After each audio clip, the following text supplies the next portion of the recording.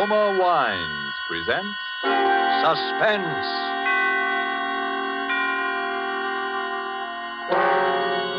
Roma Wines, made in California for enjoyment throughout the world. Salud. Your health, senor. Roma Wines toast the world. The wine for your table is Roma Wine, made in California for enjoyment throughout the world. This is the man in black, here for the Roma Wine Company of Fresno, California, to introduce this weekly half hour of Suspense. Tonight from Hollywood, Roma Wines bring you Mr. Sonny Tufts in a suspense play that tells of a murder in Boston and of perilous adventure in Vermont's snow-covered hills. And so with Cat and Mouse, and with the performance of Sonny Tufts as John Guthrie, an engineer, we again hope to keep you in suspense.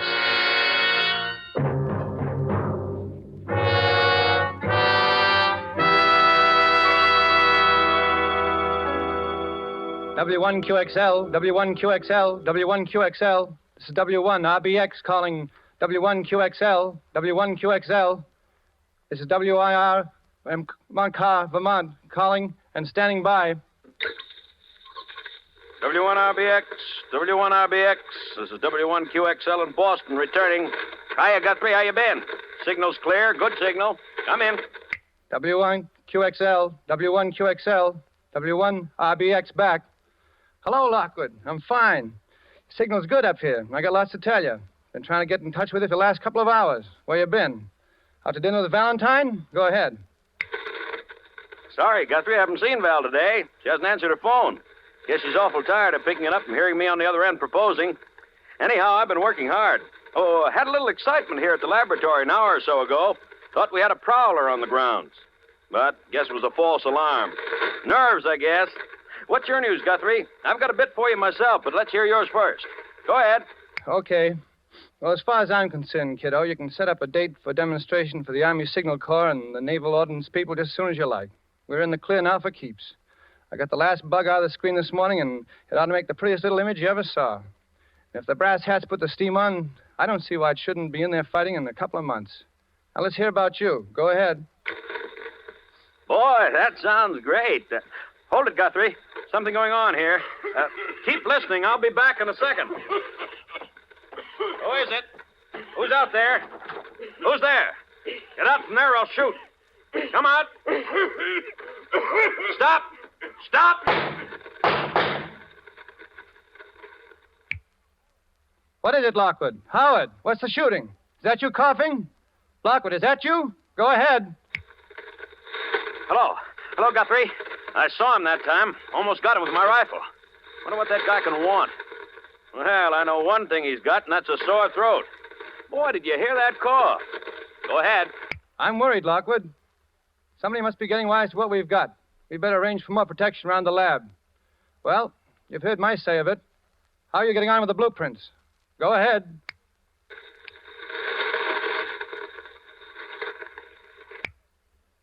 Did you hear me, Howard? Go ahead. W1QXL, W1QXL. What's happened? Come back in. Go ahead. Hello. This is W1QXL. I'm going away. I'm going skiing. I'm going skiing up in Sunbury, Vermont at the Phoenix Hotel. The Phoenix. Have you got that, Frank? Frank?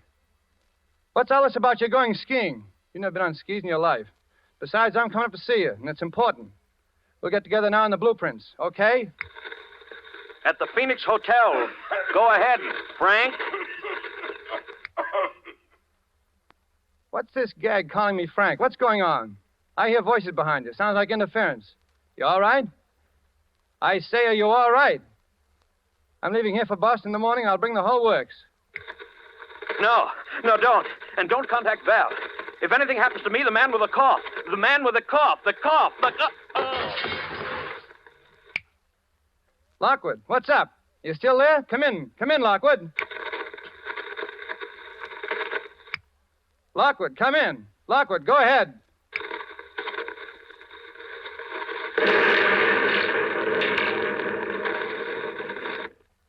W1QXL, W1QXL.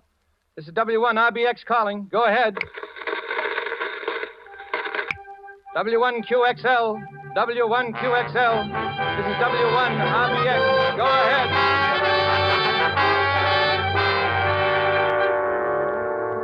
Tonight for Suspense, Roma Wines bring you as star Mr. Sonny Tufts, whom you have heard in the prologue to Cat and Mouse by Hugh Pentecost. Tonight's adventure in Suspense.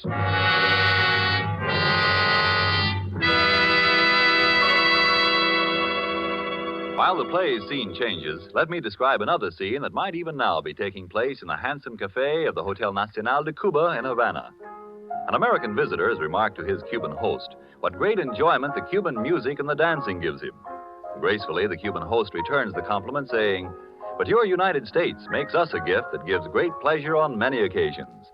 Your superb wine from the choice wine districts of your California, your Roma wine." Yes, for a wine to give great enjoyment, it must have greatness of character, and it's this that has spread the fame of Roma wines to other lands. Why, otherwise, would these countries import Roma wines to be enjoyed as a rare luxury? How fortunate, then, are you who can enjoy any of the Roma wine's many different delicious wine types whenever you choose without additional charge for import duty, with no high shipping costs added to your small cost for Roma wines. Yet here is a quality so high it has won international recognition. Quality coupled with cost so modest that Roma wines are America's largest selling wines. Why not make your own taste test of these good Roma wines and discover for yourself the fine wine qualities acclaimed by wine experts of many lands? I'll spell out the name for you. R-O-M-A. Roma wines, made in California for enjoyment throughout the world. And now it is with pleasure that we bring back to our soundstage our star, Sonny Tufts, as engineer John Guthrie in Cat and Mouse, a tale well calculated to keep you in suspense.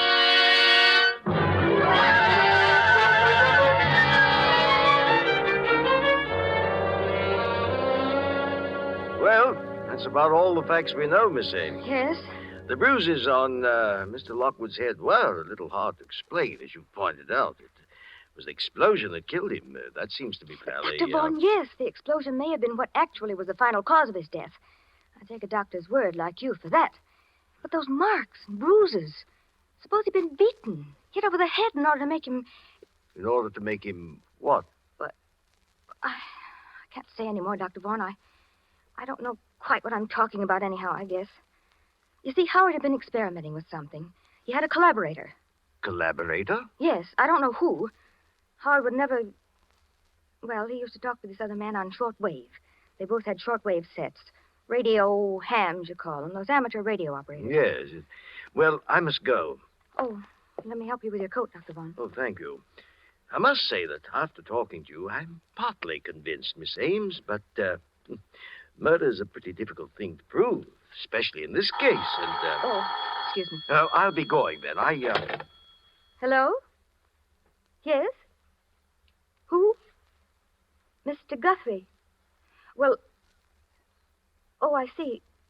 Well, if you was a friend, Where, in the drugstore? Yes, I'll wait. Just come right up to apartment 15E. Yes. Goodbye. Thank you again for your trouble, Dr. Vaughn. Well, please feel that you can call... Call... Oh, I'll get you some water. No, don't bother. Too many cigars. Bad larynx. I'm awfully sorry. I'll say goodbye. Sure you're all right? No, it's perfect. Don't worry. I'll keep in touch with you, Miss Ames. Yes. Well, goodbye now.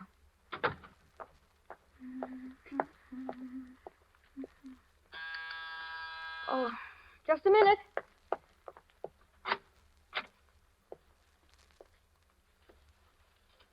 Hello. You must be Valentine Ames. Yes, I am. I'd recognize you anywhere. Well, just, are you Mr. Guthrie? Just throw your things in that chair there. You're just as I pictured you. Lockwood spoke of you so often. Howard spoke of me? Do you? Well, you were engaged to be married, weren't you? No, I was fond of him, but never he- that way. He told me, that is, he said... Then you were his collaborator. Oh, please, Mr. Guthrie, you can trust me. I need help. They all say his death was an accident. The coroner, the newspapers, the police. But I know it wasn't. How do they say it happened? An explosion in his laboratory. chemicals he was using in his experiments. Nonsense. Explosion. There wasn't anything more explosive in Lockwood's lab than a package of matches. Then you were his collaborator. Oh, please trust me. Lockwood was murdered. I know it. You think so, too, then? Yes. Well, then our job is to prove he was murdered. No, I'm sorry, Val. There's something more important that comes first. When they killed Lockwood, they stole half of our, well... Your invention? But half an invention is worthless. But I have the other half. In other words... Yeah. I'm next. We can count on that. But they don't know who you are. Maybe not yet. That was why Lockwood kept calling me Frank when he was talking to me near the end. He didn't want to give my name away to them. And you've no idea who they are? Just something we could start on? It was just one thing. That night, the night he was killed, we were talking the shortwave, and he'd been bothered by a prowler. He spoke of it. Why, I even heard the fellow in the air. He was... Oh, that phone. Excuse me a second. Hello? Yes? Oh, Dr. Borbert. Yes, it's nice of you to call me back, and thank you so much for sending Dr. Vaughn to see me. He certainly is... Dr. Vaughn? But you sent him to see me about Dr. Lockwood. About Dr. Edwin Vaughn? You're positive? I see. Well, thank you anyway. Bye. What's up? Someone just before you came, and Dr. Edwin Vaughn said he was with the coroner's office. Called on me. And the coroner's office never heard of him. Is that it? Never. Uh-huh. Well, who was he? I mean, what did he look like? Would you recognize him if you saw him again? Well, he was just a middle-aged fellow. Poor man had a terribly bad cough, one of the really hacking coughs. A cough? Yes. It's the same one. He came to Howard's lab the night of the killing. I heard him. You're sure? Positive. You see, it fits. He was looking for me. Figured I'd come here to see you. He wants my half an invention. Well, Val, they need what I've got, and I've got to get back what they've stolen, so... Where are you going? Skiing. What? I'm going back to Vermont to go skiing. I'll send you a card from the Phoenix Hotel.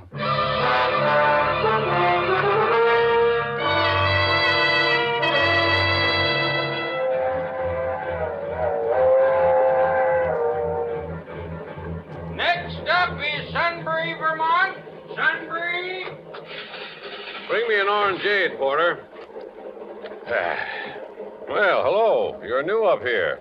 Beg your pardon? You're going to the Phoenix Hotel, of course. Get so you know a skiing fan when you see one. I know most all the Phoenix crowd. This must be your first trip to the Phoenix, huh? Yeah, it is. Name's O'Brien. John Guthrie.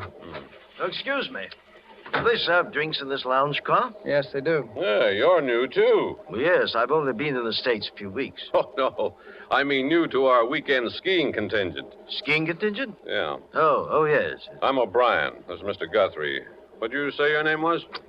Well, I'm... Thanks, Porter, thanks. And bring me a couple more cigars, will you? Here, take one of mine while you're waiting, Mr. O'Brien. Oh, thank you. Now, that's what I like about the Phoenix crowd. They're sociable. Everybody pals with everybody else. Sounds very pleasant. Yes, I suppose so. Well, well, anyway, you wait. By Monday, everyone in the place will be calling you by your first name. Oh, really? Well, I guess I'd better be getting back to my compartment. Very happy to have met you, gentlemen. See you later. Weird duck. Unsociable like. Now, I always say, you take a fellow that don't mix. Be quiet a minute. What's the matter with you, Mr. Guthrie? You look like you'd seen a ghost.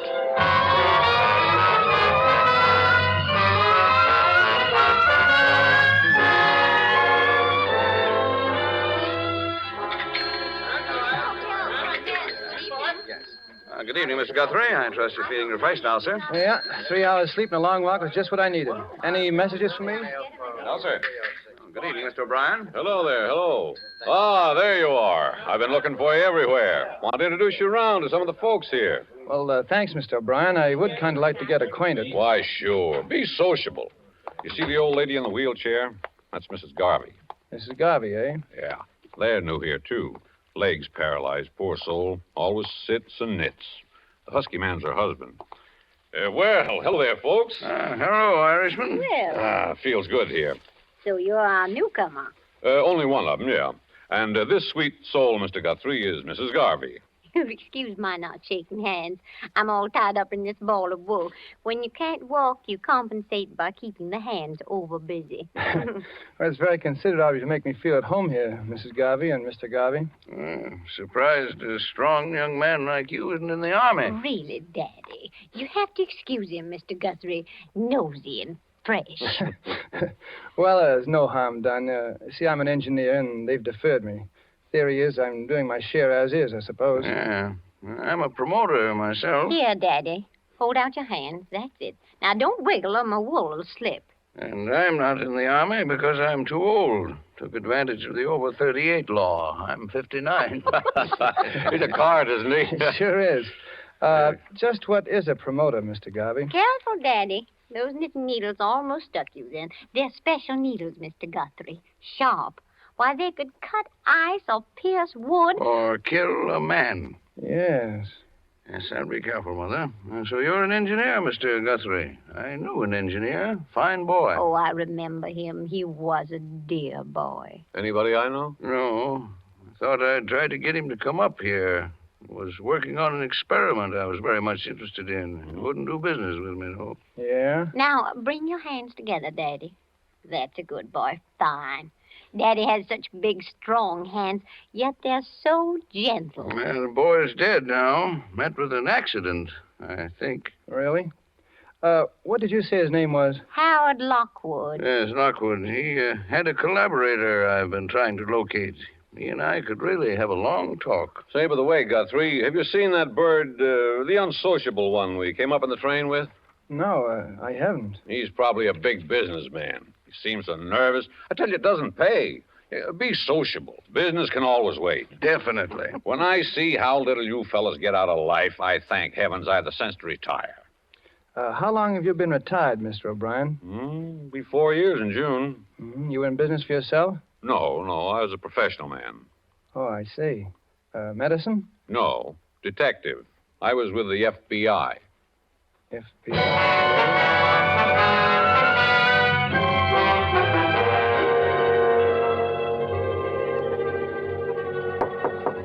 Come in. Well, Guthrie, come in. Feel just like a nice sociable talk. Sit down. Mr. O'Brien, I'm in trouble and I need expert help, and you were an FBI man. You can help me. Uh-oh. I was afraid of that. I'm sorry, Guthrie. I'm retired. Too old for the game. You get a hold of the Boston office. They'll get someone up to help you in a jiffy. Call Jack Porter. He's in charge now. They'll mention my name. But there's no time now. You see, Boston is 6 hours from here. I need help right now. Oh, take it easy, boy. Relax. I suppose you're another engineer with some gadget that's going to win the war. That's a familiar one. Mr. O'Brien, this is serious. There's a murder in this hotel, and if I don't get him, he'll get me. Now, take it easy. If you'll just give me a hand. You know, I felt there was something going on here this weekend. Things weren't sociable like they usually are. What have you noticed? Well, nothing in particular. Just people seemed to act funny. You take that Garvey and his old wife, and that bird with a cough that came up on the train with us. What's he up to, eating his meals in his room? Look, will you help me, Mr. O'Brien? I do have an invention, as it happens, and... Oh, excuse me a minute. Hello? Mr. Guthrie? Yes, he's here. The gentleman in 421. Right now. Very well. Goodbye. It's for you. Party in 421 wants you to step in and see him. That's him. That fake Dr. Vaughn. Well, this is it. And you refuse to help. Oh, now, look, I'd like to, I guess, but after all... All right, O'Brien, but look, just this. 421 is right down the hall. And if I'm not back in 10 minutes, will you knock on the door? Oh, that much? I'll do for you. John. Val. Valentine, what are you doing here? We agreed that you... Oh, John. Open your door quickly before we're seen together. Look, Val, I've got something important to do. Wait in my room for me. If I can only find a key. The door's open. That's funny. I locked it. Look! The room's been searched. My papers, the pillows, my trunk. Oh, John, they know you. Where is it? You didn't bring the blueprints with you here. Not that dumb. Well, it's gone. What? My gun. Oh, John, I'm afraid. I feel as if I'd known you for a long time. My dear. Val, you know I love you, don't you? John, we shouldn't talk about that now. But, you see, I've been in love with what I think you are. I've only known you for 2 days, and What are you trying to ask me, John?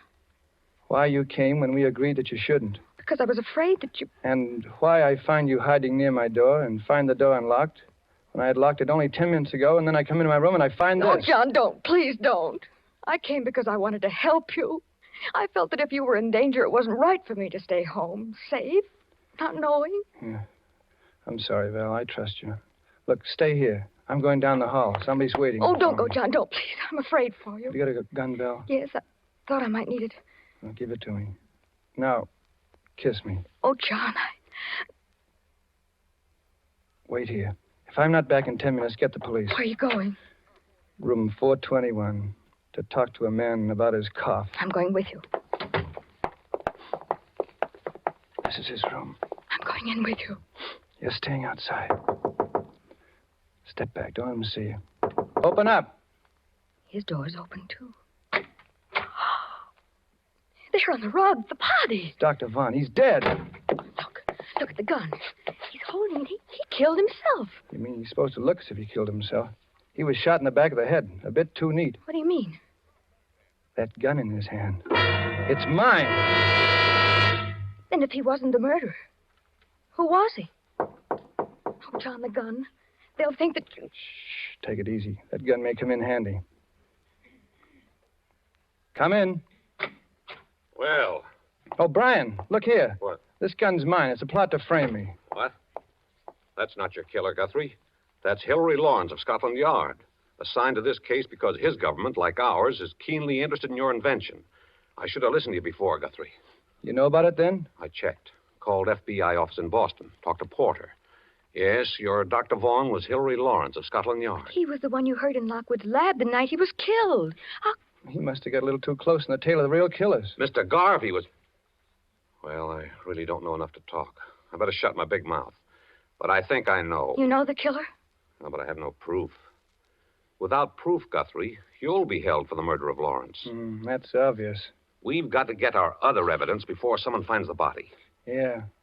You know, there must be a hideout around here they operate from. There's a cabin about a mile to the left from the top of the ski jump. I saw it one day when I got lost.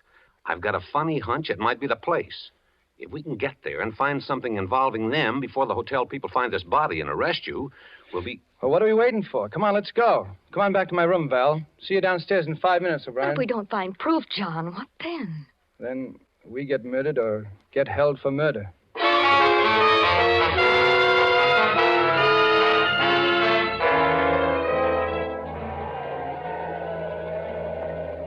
The cabin's dark. Yeah, one of these keys must fit. Ah, that one does it. Softly now. Mr. Guthrie, I'll take Miss Ames's gun. You're too impulsive. Thanks. Well, there's no one here. Draw the shade, please. I better keep a lookout on the road. Someone may come. That's a good idea. Now, this is what I call a real sociable evening. Look, a note. And it's addressed to me. Well, we're in the right place then. Read it. Guthrie, 200,000 in cash for your blueprints, and you can get the cash first, wherever you designate, with no questions asked as to what government gets them. Why those... Calmly, my boy. You don't have the prints here, do you? No, they're in a safety vault in my name in San Francisco. What's that there, that panel? It's a radio rig, sending and receiving. Someone's coming. Who? Quick, turn off that light. Sneak a look, John, here, through the window. It's Garvey, and he's alone. Alone? Are you sure? Where'd he put that wife of his? Take another look. He's alone, all right. I knew she was a phony. She does too much knitting. I wonder where she is. All right, Miss Ames, out you go, quickly. Get to the foot of the road before he does. Uh-huh. It's your car, understand me. Yes. You're lost, looking for a way back to the Phoenix. Delay him from coming in here. All right. I'll go outside. You search the place, O'Brien, with Val. No, let the girl go. Her best weapon is her charm. Hurry now. Stall them as long as you can. Good luck. Don't worry. I can see them from here. Look at it. Short wave. Yeah. With this outfit, Garvey could hear Lockwood and me talking over our work. Yeah. Pretty clever operator, I'd say. Can you see Val? Yeah. She's getting near him now. Brave girl, that one. The best. There she is. He's seen her. Let me have a look. See them? Over my finger, between that row of trees. Yeah, she's talking to Garvey now. She'll stall him. Yeah. Hey, come on, O'Brien. Let's start searching this Wait a place. minute. Look, they're coming this way. The two of them. Well, I should have known. Val? Oh, no, it can't be. Sorry, Guthrie, but you're seeing right. The girl's with Garvey. But she loves me. I know it. She's honest. I swear it. They're coming up the path.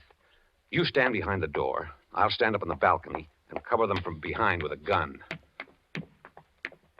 You all set, Guthrie? All set. You spring out on them as they close the door, and I'll cover you from here. Val, Garvey, duck. He's got the gun. Above. Oh, my arm. O'Brien. All of you reach. Don't stoop for that gun, Guthrie. Up with your arms. 3 of you are going to join the late Mr. Lockwood.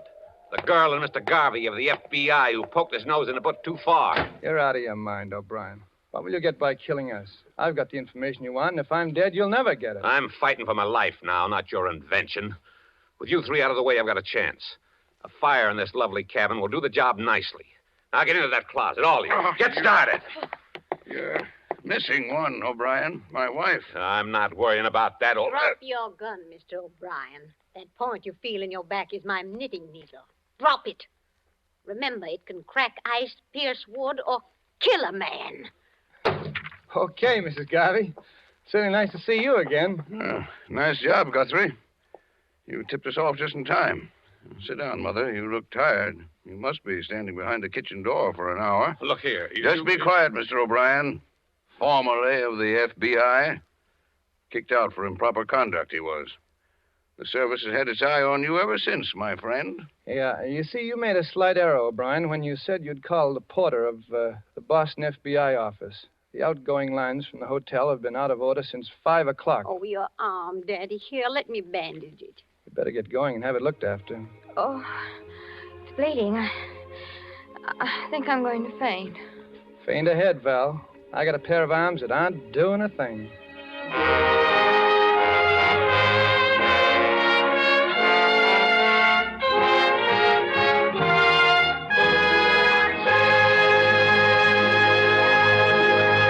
And so closes Cat and Mouse, starring Sonny Tufts, tonight's tale of suspense. Mr. Tufts appeared through the courtesy of Paramount Pictures and will soon be seen in the Paramount picture, I Love a Soldier. Few spots in the globe boast the unique and perfect combination of nature's gifts, which makes possible truly good wine. Wine which the whole world can enjoy. But wine experts will tell you that among these fortunate spots, none can surpass the vineyards of our own California. From these renowned California vineyards come Roma wines. Wines so perfect in flavor, so delightful, that they are enjoyed in many countries of the world.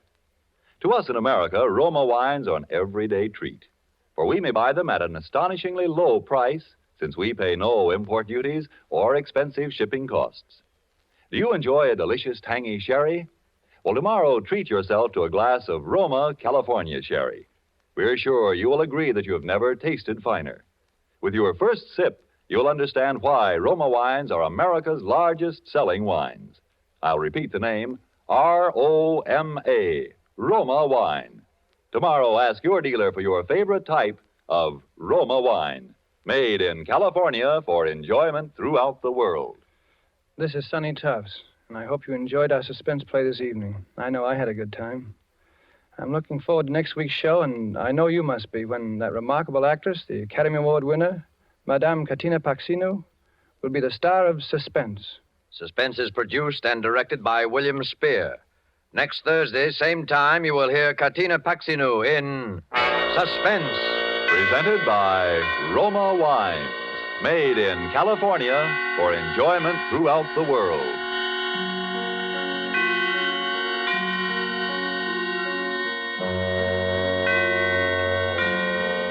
This is CBS, the Columbia Broadcasting System.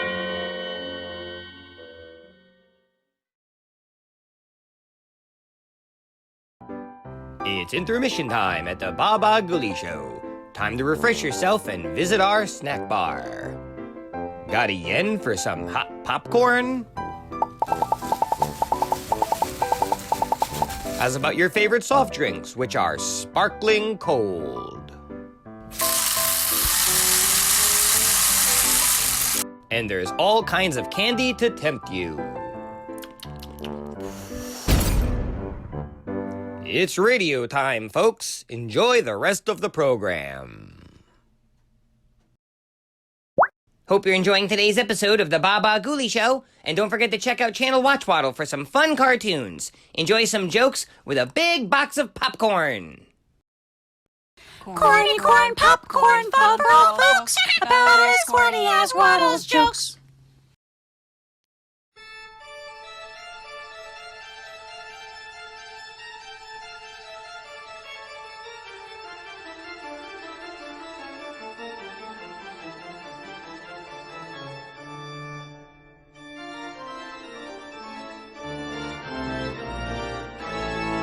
Hope you're enjoying today's radio program. When it's done, be sure to check out our channel over at Watch Waddle. Enjoy some tunes with a nice cold soda.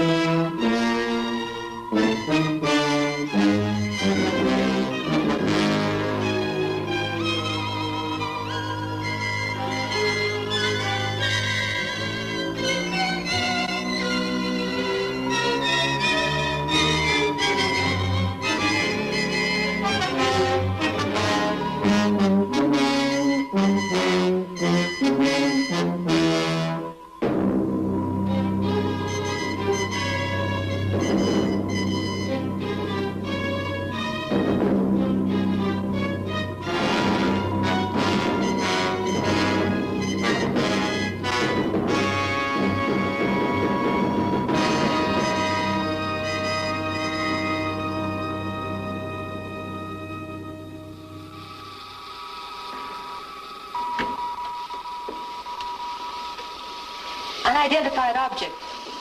All planes should have been out of this area 20 minutes ago. Transcontinental Flight 17, he's off course. Will he hold us up? No, he'll be clear before launching. 3 minutes, 30 seconds. You better be clear. I hear that satellite cost us $9 million. It'd be just great if she sideswiped an airliner.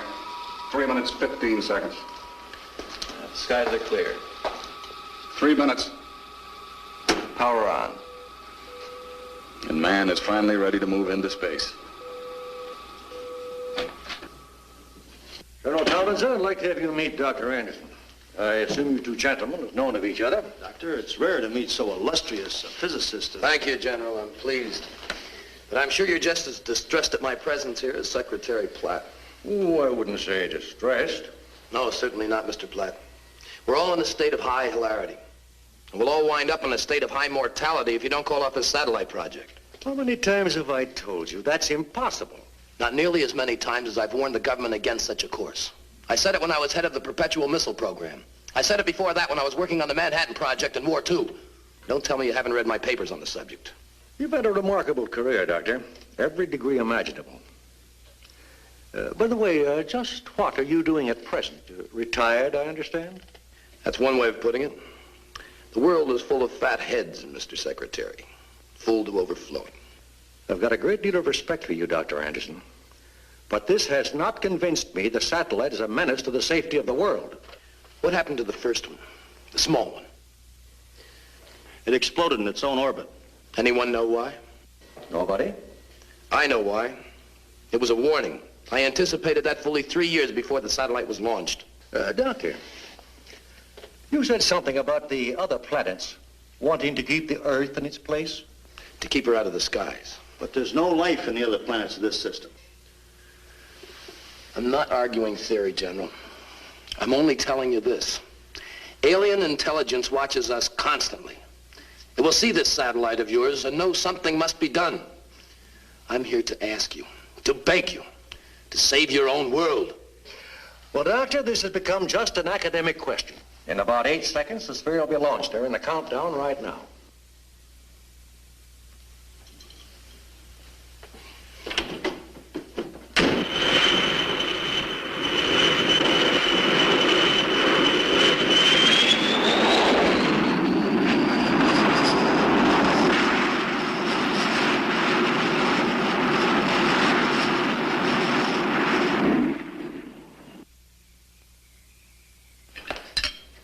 Well, this pie is delicious. Did you bake it yourself? Oh, sure. An old family recipe my grandmother sold at the bakery. Tom, do you want some more? Only half a gallon. What are you acting so smug about? You look like a man who just inherited Texas. You might not be too far off in a sense. Tom? Yes, dear. I know.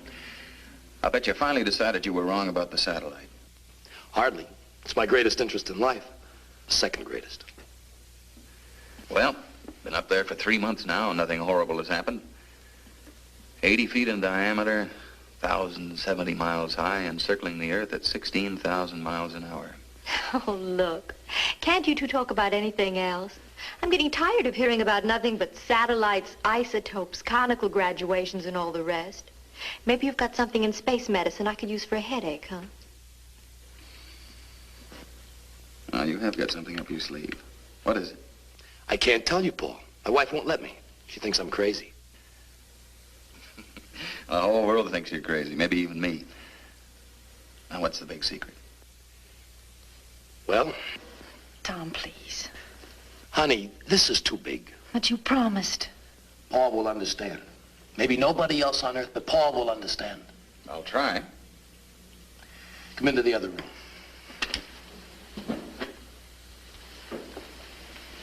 Don't take it so hard, Claire. See what you've got. Come on, I'll wash and you wipe.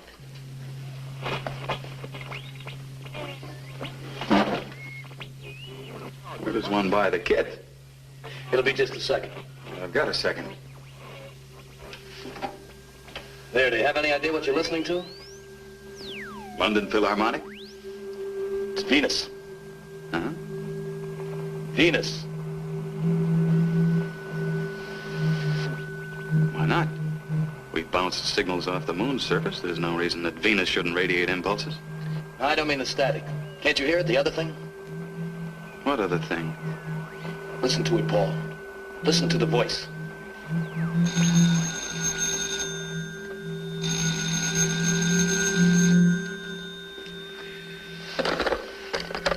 Hello.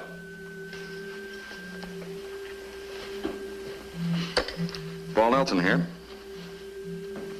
What? Well, that's impossible. Yes, I'll be right down. Something wrong at the installation? It's gone. What's gone? The satellite. It took off on a direct tangent into space. It's vanished. You'd better get over there. Joan! What is it, Paul? Some trouble at the installation. We have to run. Good night, Claire. Good night. I know what you're thinking, Tom. I don't appreciate it.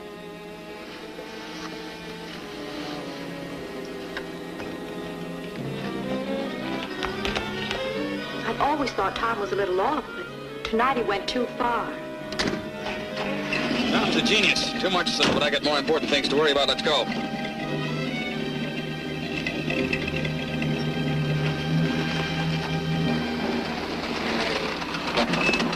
Any change, Sergeant? Oh, sir. I think maybe the general ain't so happy tonight. Raise the gain on the audio. We might hear something. It's at full decibel now. The scientific achievement of the century has disappeared. We've got to find it.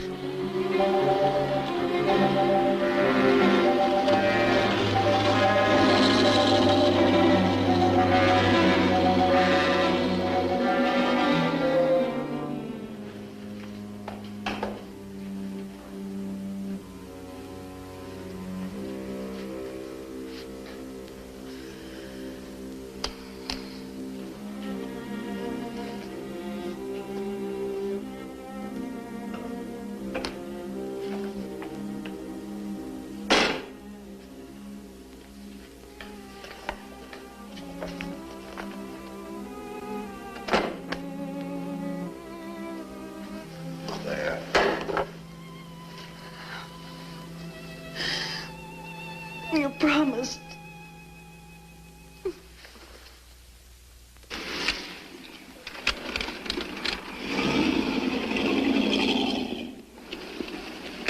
If this keeps up, I think we should get a turnstile.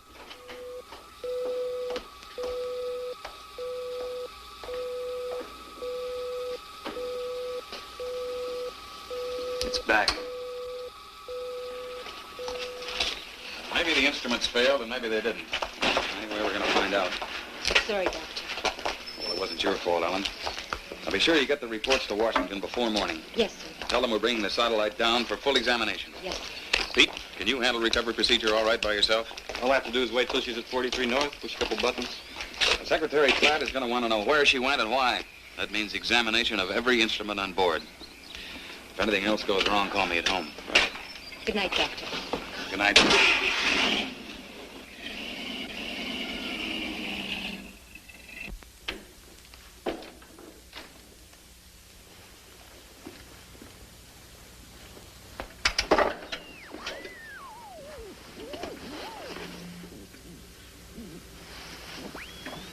This is Anderson. Acknowledge. Where are you? Yes. It's true, I am your only friend. Nobody else even knows you exist. But they will. It'll be the greatest day in the history of mankind. Come to bed, Tom. He's here, darling. He drew the satellite to his world, to Venus. And now he's back, within an hour. He's inside that circling laboratory, just waiting to come down to us, to save us. Please come to bed. You'll feel better in the morning. I'm signing off now. Hurry up and contact after sunrise. Don't let it get a hold of you, Tom. You've dreamed and imagined for such a long time. Don't let your imagination bring itself to life. This is no image, darling. It's what I've been predicting for years. And this is good instead of evil. That was my one uncertainty. Well, don't think about it now. You need some sleep. I'm going to stay by the set tonight. Whatever you say, Tom. Good night.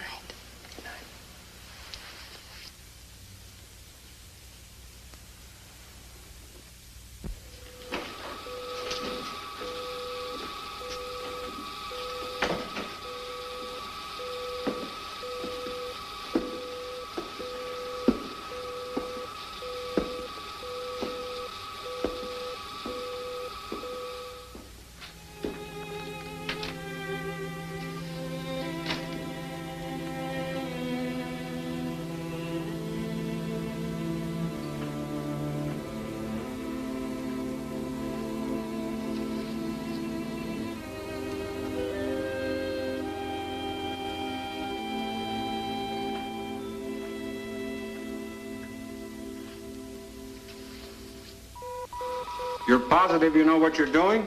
Oh, I think we can manage without wrecking it too much. Well, what am I worried about? I'm not paying for it. They're ready, Mr. Secretary. All right. Nothing to do now but bring it down. I've got the car waiting downstairs. Proceed with the operation. Roger. 30 seconds. Position 42 north, 58 minutes. 59 minutes, 43 north. Locking and locked. Decelerating. 4 gravities. Too slow. 6 gravities. Should be past 28 by now. Something wrong? Well, I don't know, General. The thing acts like it doesn't want to come down. Begin descent. Dorsal rockets engaged. Abandoning orbit. It's not responding. What's happening? I don't know, General. It's behaving very erratically. Well, then send it back up. Don't experiment with it. It's too late now, General. She's in pattern. Or supposed to be. What's going to happen next? I don't think I want to know. Get Washington again, Carol. Yes, sir. Communications.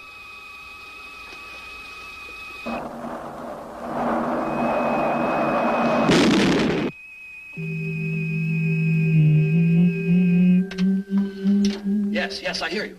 He's alive, darling. He survived the crash. Tom, you're a sick man. The whole world's sick, darling. It always has been. But that's all over now. At last, every dream of man can be realized. Stop it, Tom. Would you get Paul on the phone? I've got to tell him. I'm going into town. When I get back, I pray to God you'll be rational. Claire. What's that? Yes. According to a rough triangulation, I put you in the mountains about 10 miles south of here.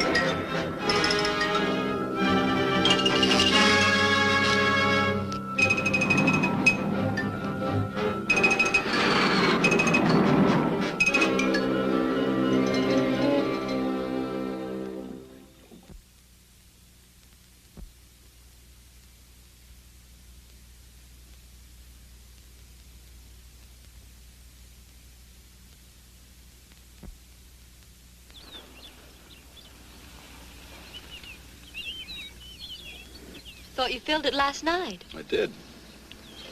It's funny. It must be the battery or something. I'll have a look. Paul, my watch has stopped.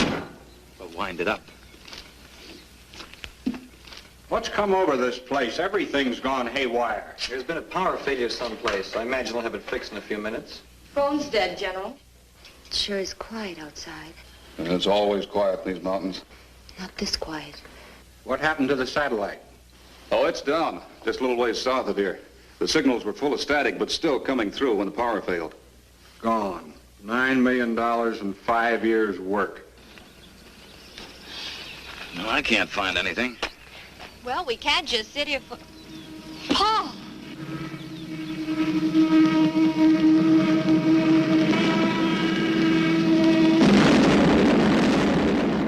Horrible. They might want us as witnesses. What time is it? Well, I've still got 3:03. The darn thing won't go. Car clock is stopped, too. Same time. I wonder why. Coincidence? No. I've got a premonition. Well, I've got a stalled car. For once, I'm glad Tom pulled out here in the country. We'll walk up to his place. Maybe he'll drive us to a garage. Might as well. You can't sit here all day. Yes, I have the names of the key control people in this vicinity. Mayor of Beechwood, Andrew Townsend. Chief of Police, N.J. Shallett. Chief Security Officer for the installation, Brigadier General James Paddock. Head of the satellite project, Dr. Paul Nelson. Along with their wives, this makes a total of 8. Exactly the number of control devices you will be able to produce at this time. I'd like to see one of these devices. I presume they're electronic in function.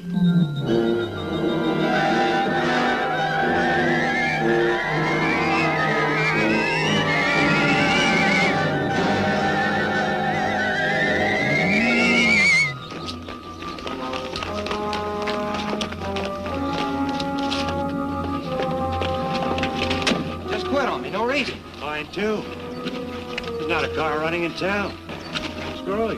What's happening in the rest of the country, Mr. Haskell? I don't know. The wire service broke down. Looks like this town is stranded in the midst of nowhere. Well, Mrs. Anderson, your husband said this thing was going to happen. Now ask him how are we going to get out of it. Yes, I'll be sure to. Keep moving. Nothing to be afraid of. Officer, my husband, he's in an iron lung. It stopped. You get back in there and operate it by hand. I'll get help to you. Claire! You're Anderson. I read your stuff. You did this. Come on, you! Haven't I got trouble enough without somebody got it started? Are you hurt? No, come on, I got the car parked on the edge of Well, town. none of the other cars are working. Ours is at power control.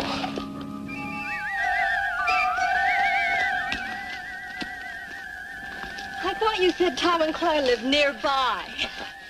They do when you're driving.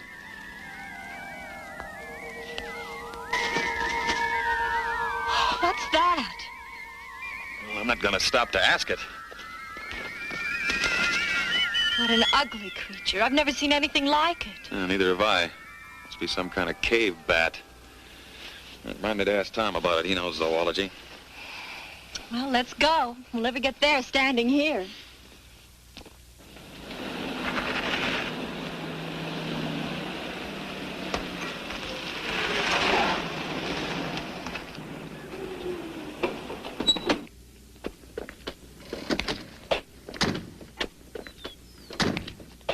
What do you mean, de-energize? We stopped power at its source. That means electricity, steam, water, combustion engines, everything. Water? You mean the faucets won't work? That's right. Oh, that's nonsense. Hey, cut that out. Thought you said it wouldn't work. Well, sure, that works. It belongs to me.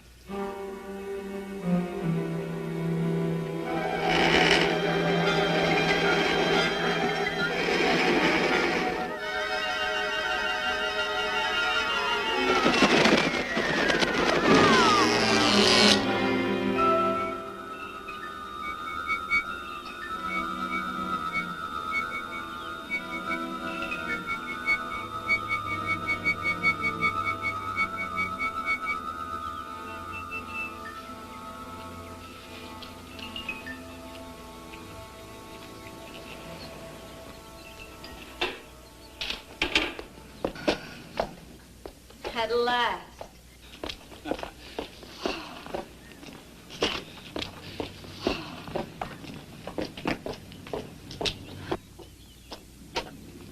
Nice to see you folks. Just get back from the Olympics? Practically. Your car broke down about 100 miles up the road. You chose the wrong day to go for a ride. Can you run me down to Phil's garage? I'm afraid that wouldn't do you any good, but I will ask you inside for a drink. You look all in. Drink I can use. I get some ice.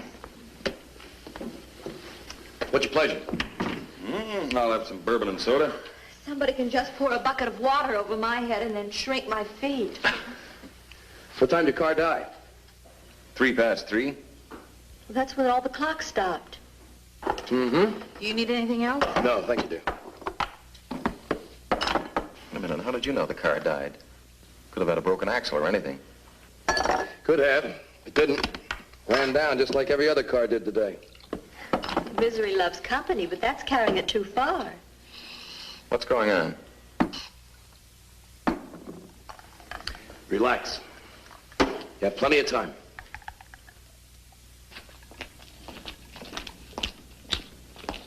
Heard anything from General Paddock? Not a thing. Not since he left the headquarters an hour ago. Took the Jeep, huh? No, the Jeep don't run, so the general, he walks. How are things going inside? Power's still off. Funny thing, the auxiliary is a hand crank.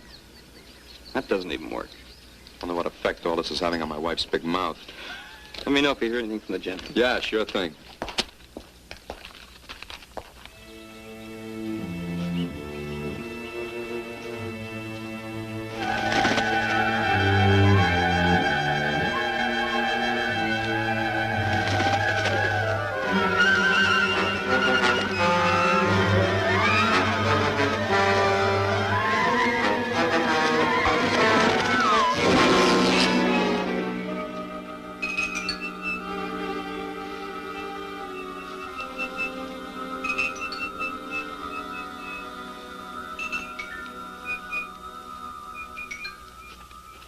I'm sorry, Tom. I can't bring myself to believe what you're saying.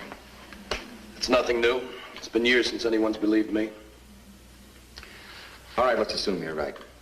A superior intelligence has come from Venus in my satellite, established residency, turned off the world's power, and is about to take over the world's population. Why aren't you fighting it? Because this superior intelligence happens to be a personal friend of mine. I believe he's here to rescue mankind, not to conquer it, as you have naturally concluded.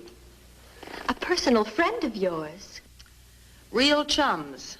The days when people made fun of me are over, girls. Rescue mankind from what? From itself. Oh? I didn't know we needed rescuing. Remember your theory on contained degravitation? How could I forget it?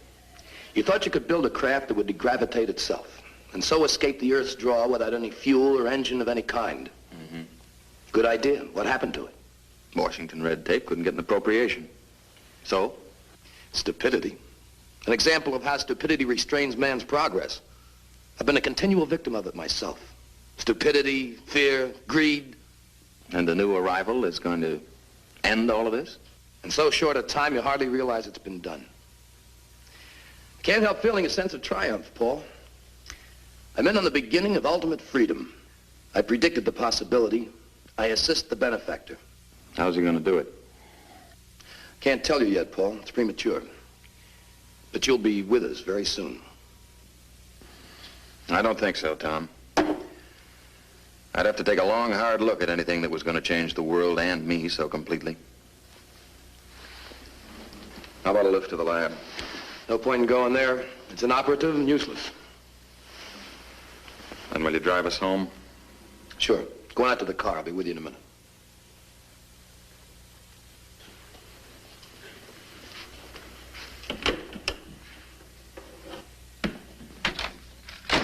Paul didn't panic. There's nothing quite like a logical, orderly mind. He didn't panic because logic makes him think you're insane. Don't ride me, Claire. I've forgiven your lack of faith for years. But now the facts are in front of you. It's time you stood by me. I'll stand by you, Tom. Not just because I'm your wife, but because I love you.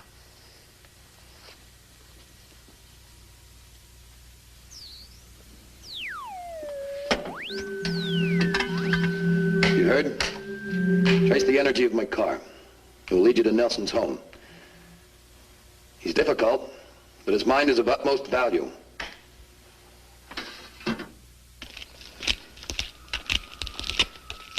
Everything in order, men? Yes, sir. Big news from headquarters. This whole area has been placed under martial law. Golly. They seem to think I should be in command of this sector and prepare defense measures. Against what? They didn't say. This place is to be abandoned, Neil.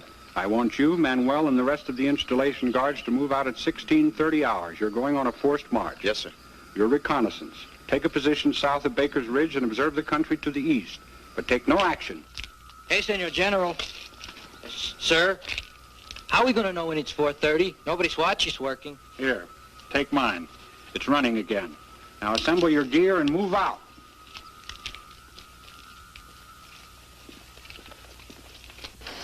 What good is that going to do? There's still no power.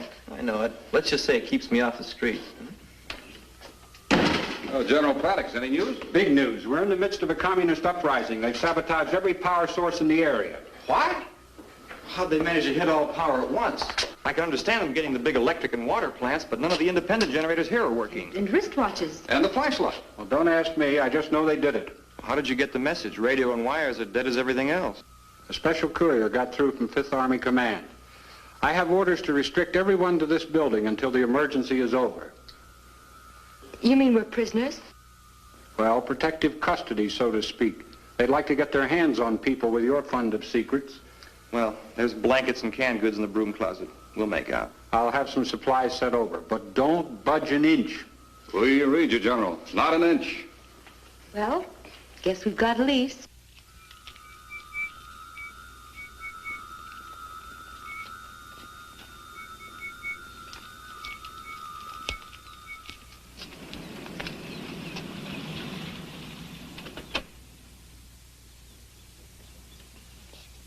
Thanks for the lift.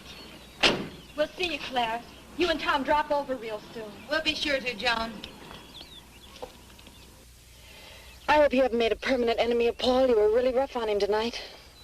It's no longer possible for me to make an enemy, darling. The word enemy is about to disappear from the human language. Oh, what about the word tact?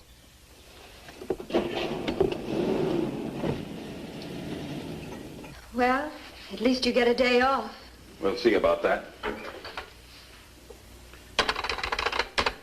Dead? Yes, try the light switch. Paul, do you think he could be right? He couldn't be. He said he predicted it. In the 15 years I've known Tom Anderson, he's predicted everything a fertile imagination could. He's wasted his entire life on calculated fantasy. One or two of his dreams were bound to come true, if only because they're so all-encompassing. Maybe this dream has come true. No, a natural catastrophe has occurred, Joan. We'll find a reason for it. Tom is merely trying to attach one of his pet ideas to it. Don't you see, it vindicates him, proves to a laughing world that all of his whimsies are accurate. I see. A chance to regain face. Exactly. The cave you were in is located over a hot spring. That is why you find it cohabitable with Venus. Paul Nelson's still at large. If he's not at his home, he may try to get to the satellite installation. It will take you 12 days to produce 8 new devices. Too bad there aren't more of you. What are my next instructions? Remain here until Beechwood is evacuated. Yes, sir.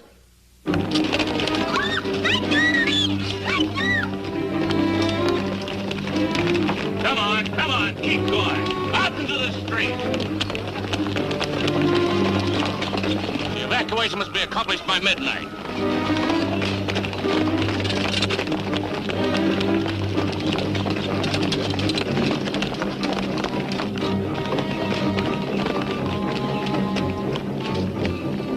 Where are they going? Stay up here. Faster, faster, move faster. What's this all about? What's everybody running from? It's the end of everything. What do you mean? Highway 18, let me go. Oh, that's into the desert. They set up a camp for us. Let loose of me. They're after us. Who's after you?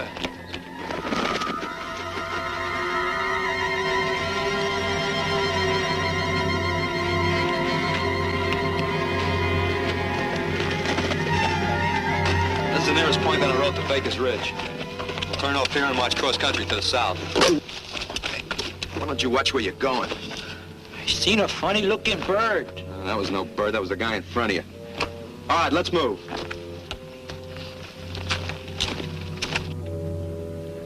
They're running from something. Maybe we should get out, too. No, I have an idea. That's the plan. Clear the town. Control panic. Control? But Tom said it was... Forget what Tom said. I've got to go up to the installation. Oh, Paul, no. I've got to, Joan. I can't stay here and watch the whole world fall apart. Now, you get inside and lock everything up. Darling, I'm afraid something terrible will happen to you. Please don't. Go on. And be sure you close the windows, every one of them. I'll be back as soon as I can. Paul!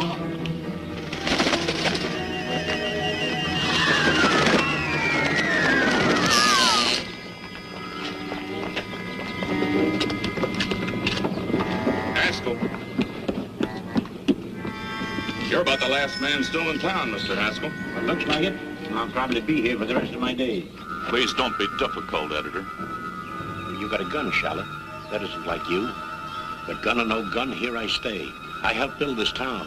My paper got you your job for you, remember? No need for papers now. They're nothing but a stack of ideas and notions. Useless. Get moving. Sorry, but I'm staying. Charlie. Oh, Dr. Nelson. I've been hoping I'd see you. Explain, what is this? Orders, Doctor. Whose orders? His. Charlotte, I've known you for 5 years. You just killed a man in cold blood. Why? His orders. I'll have to place you under protective custody. Ooh.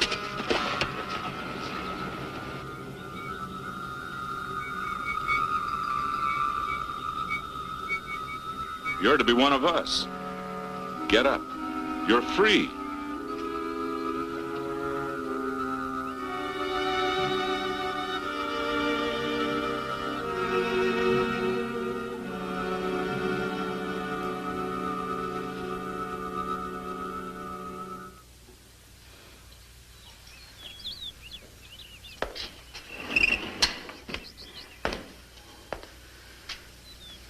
What are you doing now?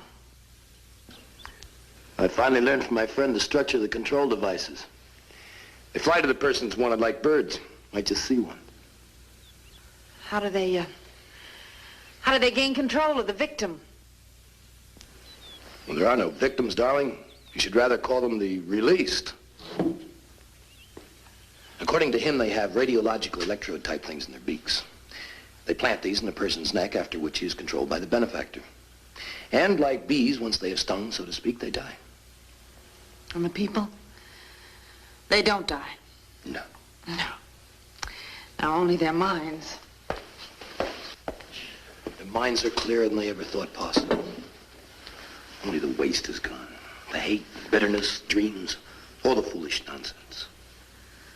The emotion? Yes, the emotion. Why are you holding me? Why? Because they love you. You know that.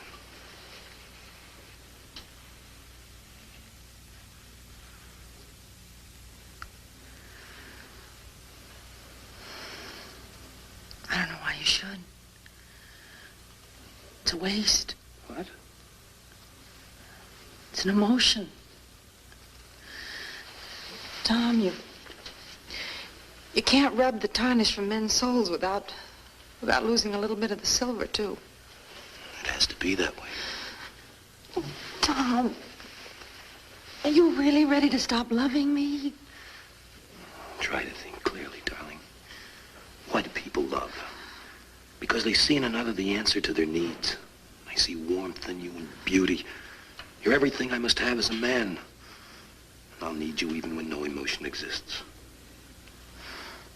Don't try and split gains with your wife, darling. For a few dollars, you can hire a woman who'll fit all your fetishes. She'll match your requirements perfectly. Then if you ever get tired of her, you can always run down to the employment agency for another.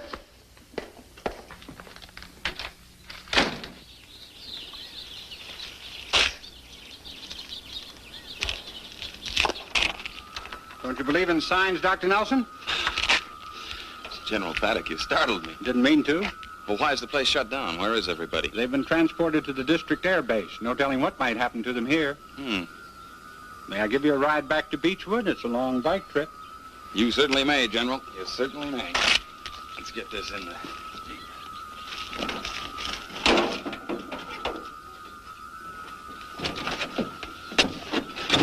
Jeep.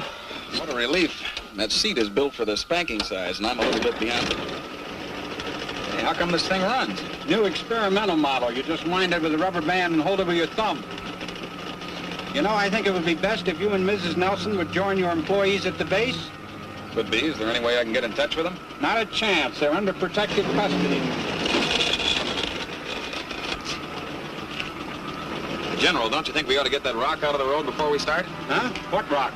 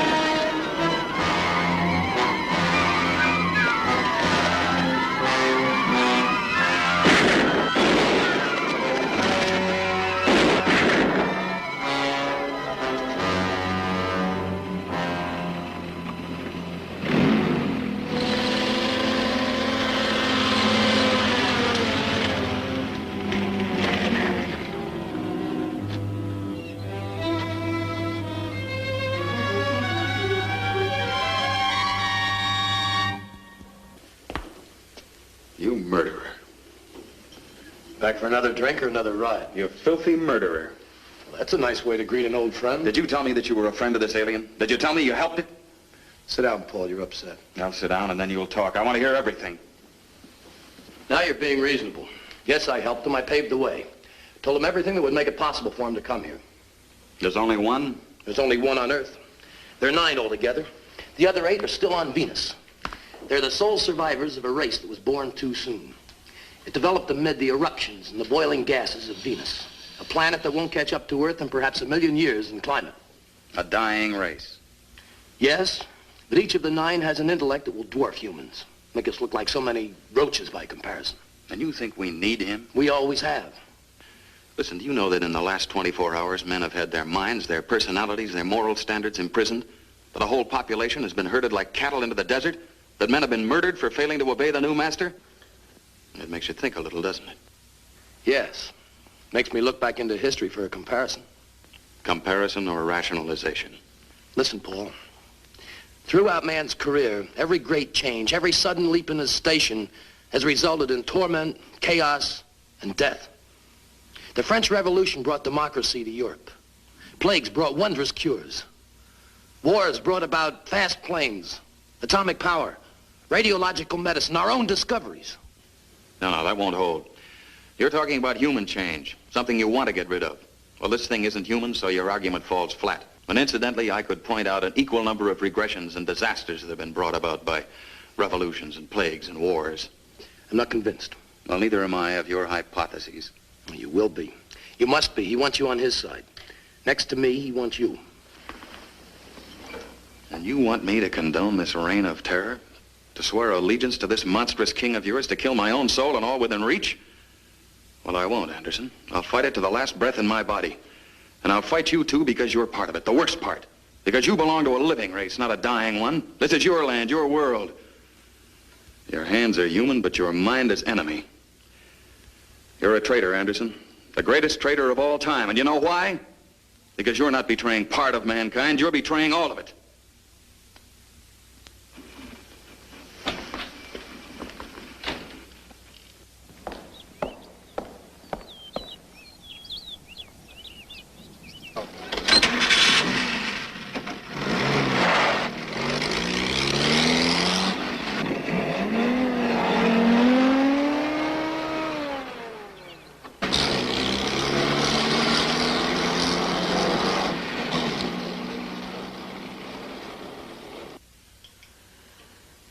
I hope you're proud.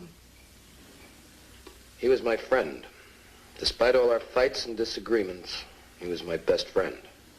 Is that all you can think of as losing a friend? Didn't his words mean anything to you? If you weren't so blind, you'd realize that Paul was your friend today as he's never been before. What do you mean? Oh, you fool. Anybody who didn't care about you, who didn't believe there was still something in you worth trying to save, would have killed you on the spot. Killed me? Yes. Just as he'll find a way to kill your God.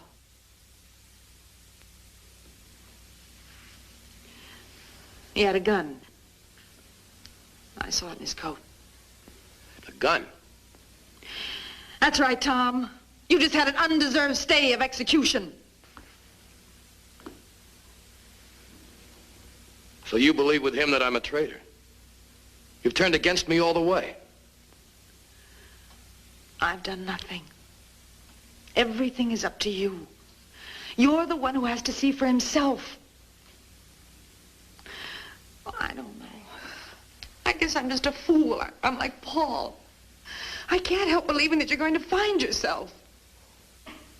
I love you, darling, but I have pride. I want to love a good man, a fine man I married. I won't love a monster. I won't. Don't cry, Claire. Believe me, I know what I'm doing. Oh, Tom, stop it!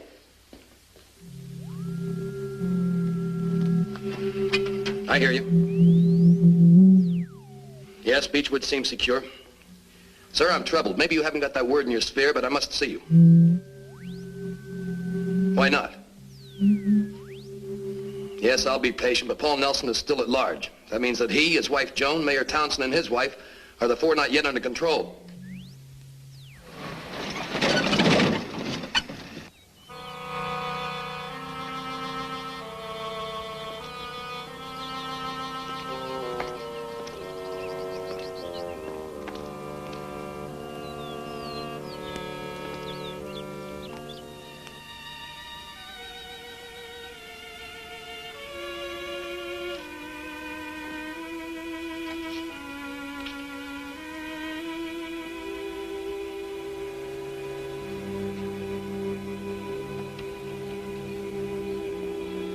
Joan? Home at last? Mm-hmm. Hi. Hi. Just had a shower. Be right with you.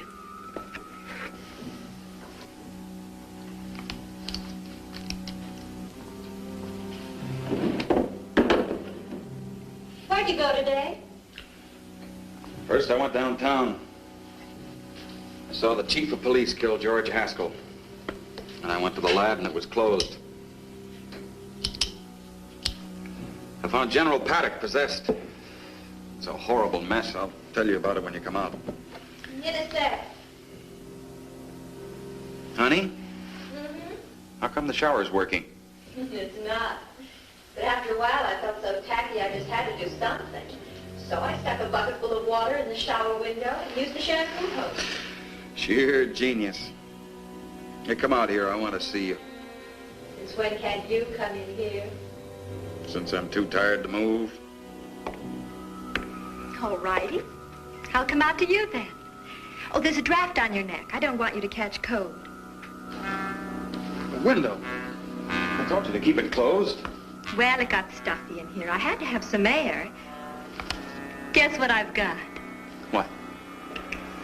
A present for you.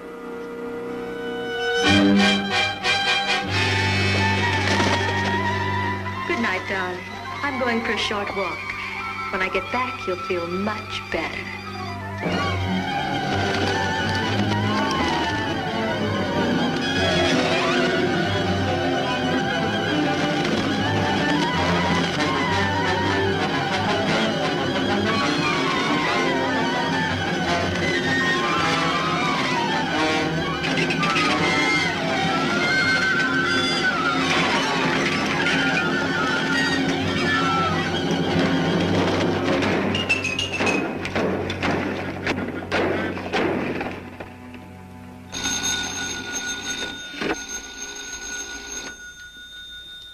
This could only be Anderson.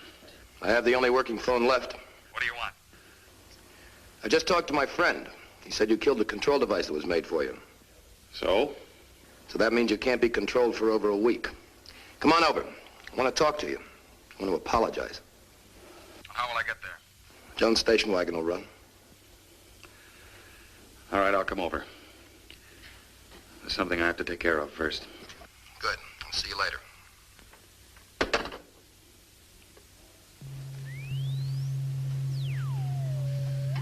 He's coming. Yes.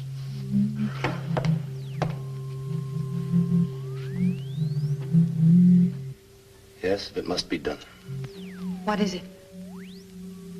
He said Paul is first of the minds to be taken.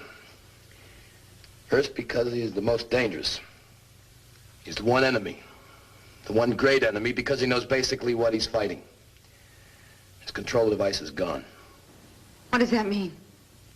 It means he must die. He's too great a menace to live the week. I'm supposed to kill him tonight.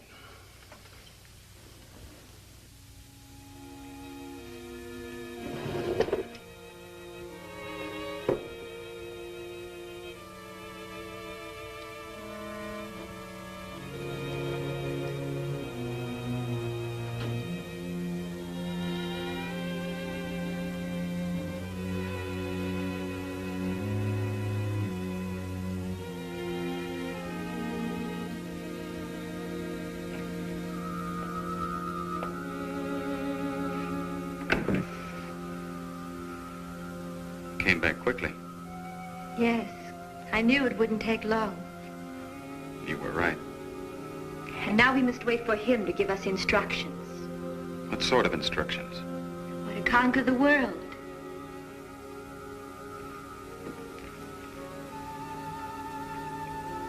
We'll be this way from now on, won't we? For the rest of our lives.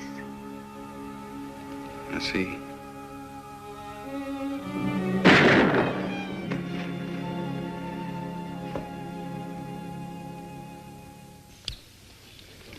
Hurry up and wait. We come all the way out here in the woods, so what do we do? We're supposed to be observing suspicious actions, remember? What kind of actions? You tell me. I told you, but you don't listen to me. What are you talking about? I told you I seen that funny-looking bird. Bird. Will you forget about the bird already? That's what you've been talking about all day. All right, you guys, what is this, a picnic? You men with the dice, clean your rifles. Never mind the beefs, get busy.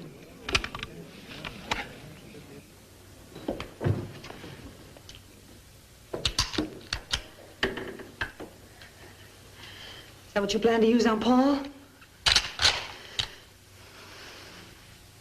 You'd murder your best friend? Tom, if you do that, you'll be killing me with the same bullet. What's the matter? Has the cat got your tongue so you can't talk? Maybe your friend has it. You've given him everything else of you. Tom. Tom, are you afraid to talk to me? Are you just plain ashamed? Well, that must be it.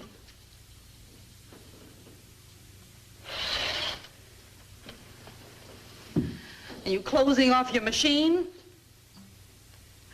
Suppose your boss wants you to run down to town and cut out a few hearts. He might get mad when he can't reach you and snap his fingers. Has he got fingers? The master isn't going to like it when the servant turns off the juice. He might want to turn you into a white rat so that you can... That's enough, Claire. He speaks. The zombie speaks.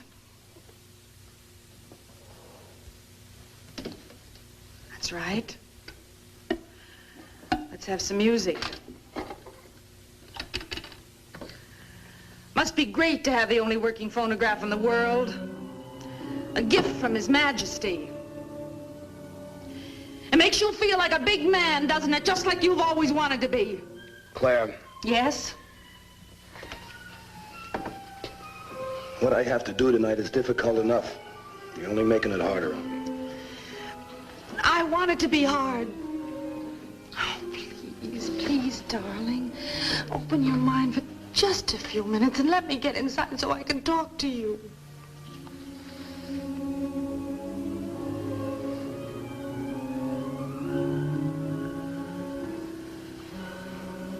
I'm listening. Tell me about this invader. Now, what's he like? Well, I don't know much. He's strong or he wouldn't have been able to make the trip through space. He's advanced because he can talk to his controlled subjects at a distance. Of course, he's super intelligent.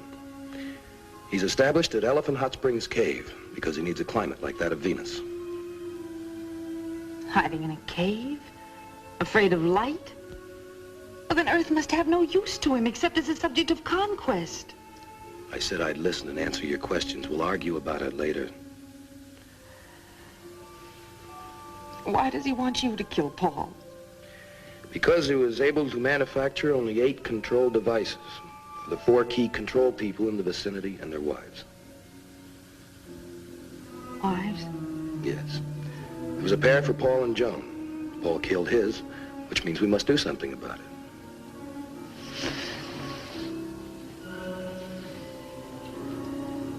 Joan's been controlled? Yes. There are only 3 on the list that were not. Paul, the mayor, and his wife. But they're dead. They were killed in the crush of the evacuation. We know. Well, then why doesn't the king use their devices on Paul? He would, but it's too late. They've already been used. On whom? I can't tell you.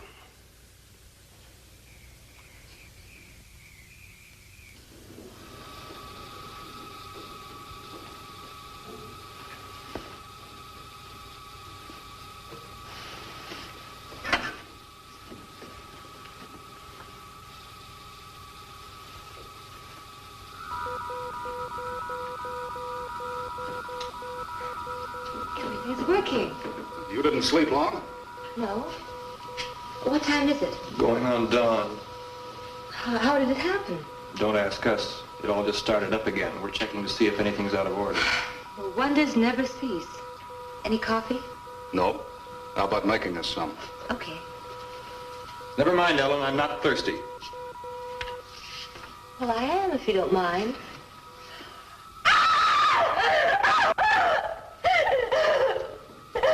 You shouldn't have looked in there. What's the matter with you? Now, relax, Ellen. It won't take more than a minute.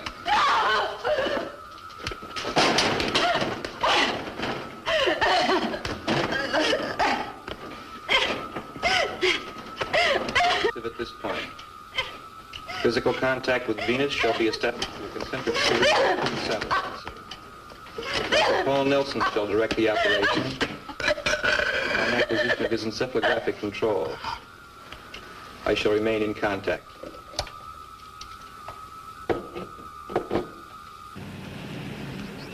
He's finally coming. What are you going to do? Why don't you take a walk, Claire? You'll be safe. After everything I've said, you're still going through with it? I must. My beliefs haven't changed. I still have to have the courage of my convictions. Tom, I proved to you that your friend is as weak as you are. He's hiding in a cave, pleading with a human to do his rotten work. He's dead afraid of strength, and that means Paul Nelson. He can't even wait a week to control Paul. That's how frightened he is. I'm sorry, Claire. I have to go out and meet him.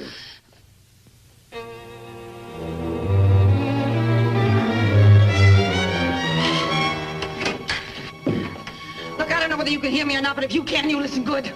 I hate your living guts for what you've done to my husband and my world. I know you for the coward you are, and I'm going to kill you. Do you hear that? I'm going to kill you. Took you long enough to get here. Yeah, long enough. We talk here or inside? Inside.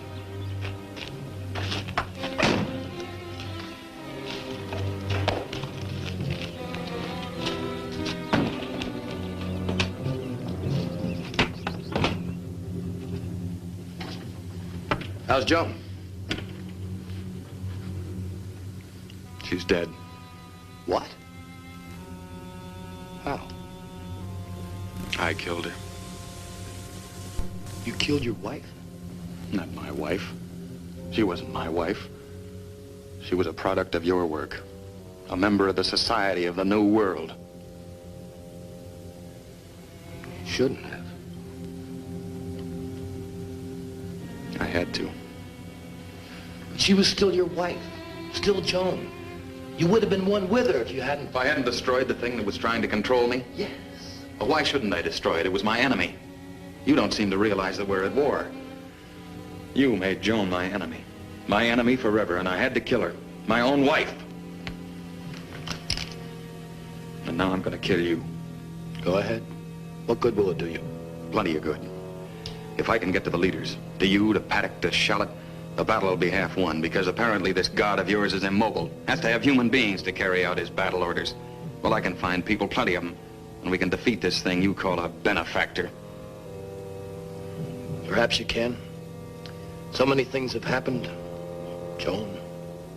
You could help us. You're the only one who knows anything about the invader. Why don't you kill me and get it over with? No. No, I'm going to get what I can out of you first.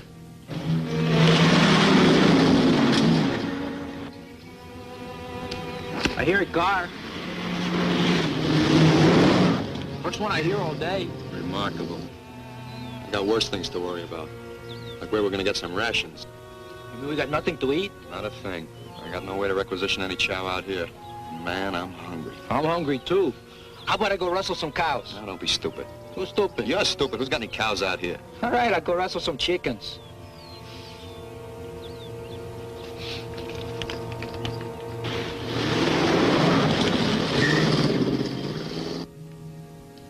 Where is this ruler of yours, Tom? You better talk. I'm not afraid to use this. I don't suppose you are. Well, at least you're not a coward. There's that much of the human being left in you. Don't waste flattery on me, Paul. It won't work. I'm not flattering you. I'm telling you the truth. You think for a minute that one of your controlled people would resist? Oh, not a chance. Courage is an emotion. No, he'd logically conclude that the only way to stay alive would be to talk. You see, pure logic works only for the individual. There's no group feeling, no patriotism, no cooperation of any kind. What? You heard me, Tom. The king's playing you for a big sucker. He's using your human emotions, your loyalty, your desire to help your race, your dreams of freedom, everything else you preach to get his own ends.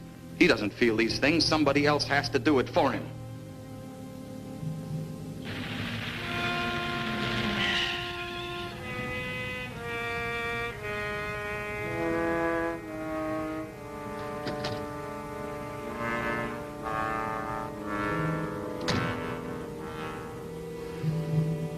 I don't know. The possibility has never occurred to me. Well, of course it hasn't. We've been too busy waving a non-existent flag. Look, this thing doesn't have any emotions, therefore it can't understand them. But it does know they exist. And in order to defeat them, it has to use them against things that do have them. Found you, I better buttered you up plenty. He's praised my work. To keep you working, of course. How could he care anything about you? He doesn't like, he doesn't dislike. He merely reasons, concludes, and uses.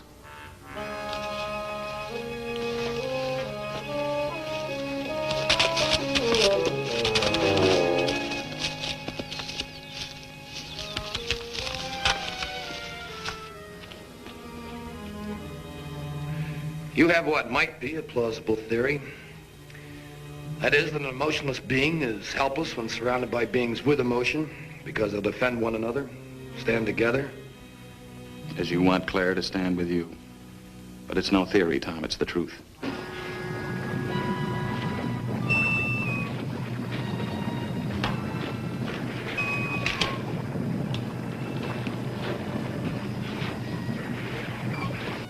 Have I reached you? Maybe. Some, I don't know. Am I still gonna have to kill you? I was supposed to kill you.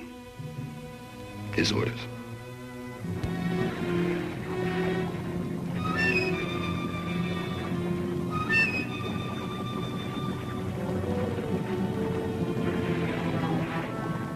Suppose he asks you to try again later, assuming I don't finish you right now. I don't think I could do it. I'd have to have time to think.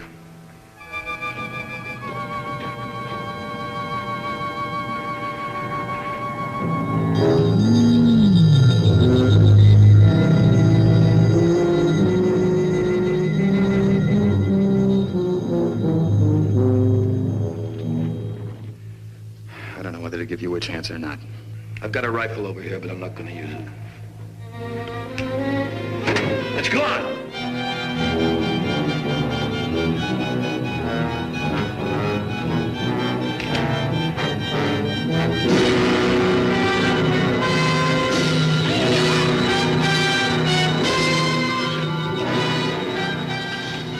So that's what you look like. You're ugly, horrible. Go on. Try your intellect on me.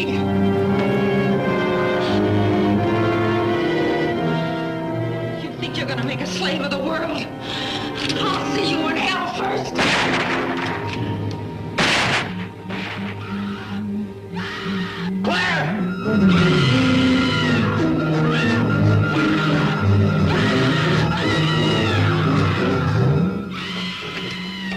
Might hear you. Now it's reached you. Right down into your heart. Are you gonna fight it? Are you gonna help me destroy it? I'll get you the installation. Pete and Roy Mason are possessed. Take care of them, I'll go to the Cape.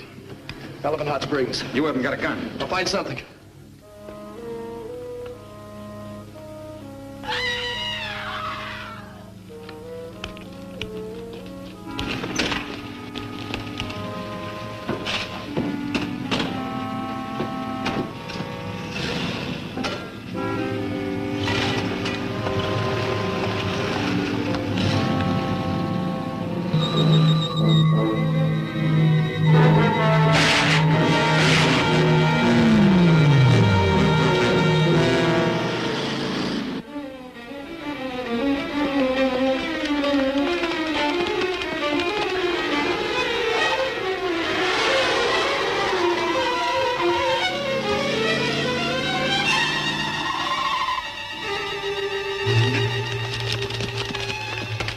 Aiutami! Aiuto! Vi måste se den McQuarrie. Jag står matando. English, stupid. Talk English. I see a monster in a cave. He was killing a girl. Back up. We're moving out. Far enough.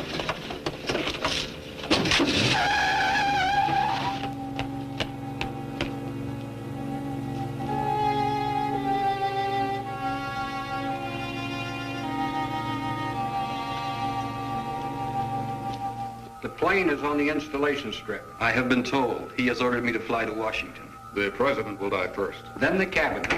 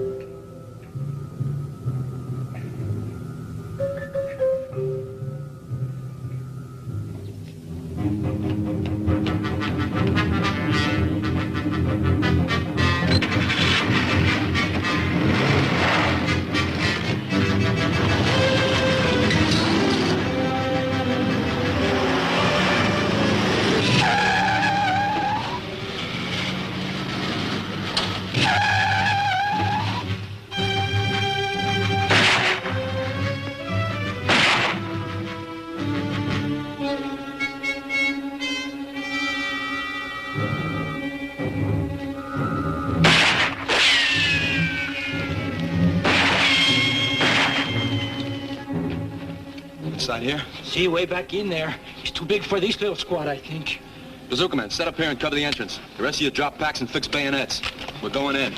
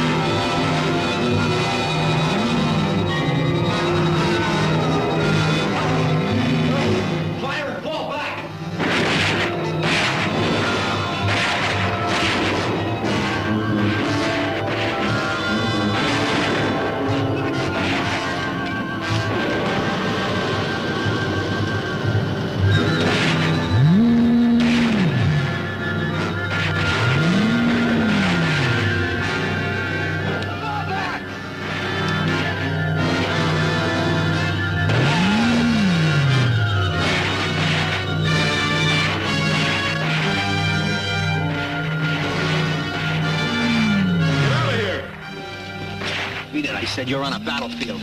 I know that better than you do, Sergeant. How well are you doing? Half my men are dead. Nothing can stop that thing. Call off your troops. Are you nuts? I say call them off. Cease firing! I made it possible for you to come here. I made you welcome to this earth. You made it the charnel house.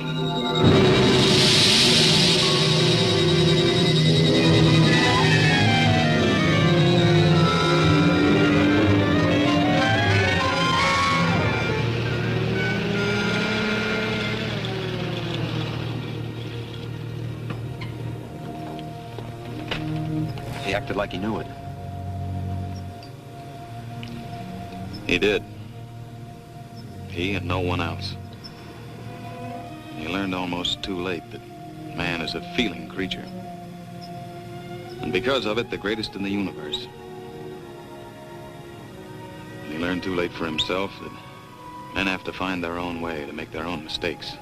There can't be any gift of perfection from outside ourselves. And when men seek such perfection, they find only death, fire, loss, disillusionment, and the end of everything that's gone forward. Men have always sought an end through toil and misery. When it can't be given, it has to be achieved. There is hope, but it has to come from inside, from man himself.